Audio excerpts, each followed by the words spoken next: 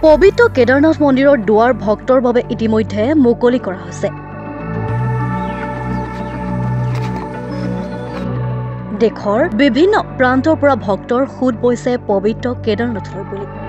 শিৱসাগৰৰ ঐতিহাসিক শিৱদৌল প্ৰাংগণৰ পৰাও তিনি যুৱকে যাত্ৰা আৰম্ভ কৰিছে কেদাৰনাথ অভিমুখে। শিৱসাগৰৰ হাঁহচৰাৰ ভাৰ্গৱ গগৈ, লখিমপুৰৰ বচাগাঁৱৰ কুসুম্বৰ দাস আৰু ডিব্ৰুগড়ৰ পৰা মহিন পাহাৰীয়া নামৰ এই তিনি যুৱকে আজি পুৱা ৰাওনা হৈছে পবিত্ৰ কেদাৰনাথ ধাম অভিমুখে।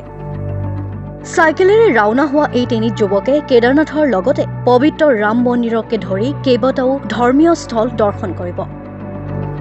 এই যাত্ৰাকালত এখন নিচামুক্ত অসমৰ বাৰ্তাও ৰাজ্যলৈ দি যাব বুলি মত প্ৰকাশ কৰিলে যুৱককেইজনে। প্ৰায় ১.৫ মাহজোৰা এই যাত্ৰা সুকলমে সম্পূৰ্ণ কৰিবৰ বাবে সকলো ৰাইজৰ আশীৰ্বাদ বিচাৰিছে কেদাৰনাথ অভিমুখী যুৱককেইজনে। নমস্কাৰ, মই কুসুম্বৰ আৰু যিহেতুকে আমি সুদূৰ কেদাৰনাথ অভিমুখে যাত্ৰা কৰি আছো, যিহেতুকে আমাৰ প্ৰায় ৭,৫০০ আৰু ৭,০০০ কিলোমিটাৰ ভিতৰত আমি অহা যোৱা কৰিম। যিহেতুকে আমাৰ পৰিকল্পনা বুলি এইটোৱে ক'বলৈ বিচাৰোঁ যে আমাক নিচামুক্ত অসম লাগে আৰু যিহেতুকে আমি নিচামুক্ত অসম কৰিব বিচাৰোঁ। আজিকালি যিহেতুকে বহুতো ল'ৰা ছোৱালী নিচাৰ কবলত পৰি বহুতো ধ্বংস হৈছে, সেইকাৰণে এটাই বিচাৰোঁ যে অসমখন নিচামুক্ত হ'ব লাগে। আৰু আমাৰ উদ্দেশ্য এটাই আছে, আমি তিনিজন বন্ধু মিলি আমি সমন্বয়ে এক যাত্ৰা কৰিব বিচাৰিছোঁ সুদূৰ কেদাৰনাথলৈকে। আৰু এই যাত্ৰাত বহুতো আমি ঘাট প্ৰতিঘাতৰ সন্মুখীন হ'ব পাৰোঁ, সেইকাৰণে সকলোৱে আমাক ছাপোৰ্ট কৰিব বুলি আশা ৰাখিলোঁ। আৰু সকলোবোৰ ব্লগ আমি আমাৰ নিজৰ ইনষ্টাগ্ৰাম মিনি ব্লগ হিচাপে আপলোড কৰিম, সকলোৱে চাব বুলি আশা ৰাখিছোঁ। আমি এতিয়া অসম পাৰ কৰিম, যিহেতুকে শ্ৰীৰামপুৰ গেট পাৰ হৈ যাম, যিহেতুকে অসম পাৰ হৈ আমি UK উত্তৰাখণ্ড যামগৈ। আৰু আমি ৰাস্তাত যিহেতুকে ৰাম মন্দিৰ দৰ্শন কৰিম আৰু ৰাম মন্দিৰ আৰু লগতে কেদাৰনাথত লগতে থকা 4খন ধাম আমি কমপ্লিট কৰিম বুলি আশা ৰাখিছোঁ। এই যাত্ৰাটো আমাৰ 1.5 মাহৰ হয়, যিহেতুকে আমি 1.5 মাহ দিন অহা যোৱা হ'ব, সেইকাৰণে আমাক 1.5 মাহ দিন টাৰ্গেট লৈছোঁ।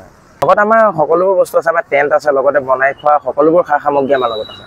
অসমবাসীৰ পৰা এটাই বিচাৰিছোঁ যে অসমৰ পৰা আমি সুদূৰ কেদাৰনাথলৈকে ইমান দূৰ এটা যাত্ৰা কৰিছোঁ, সকলোৱে আমাক ছাপোৰ্ট কৰিব বুলি আশা কৰিছোঁ।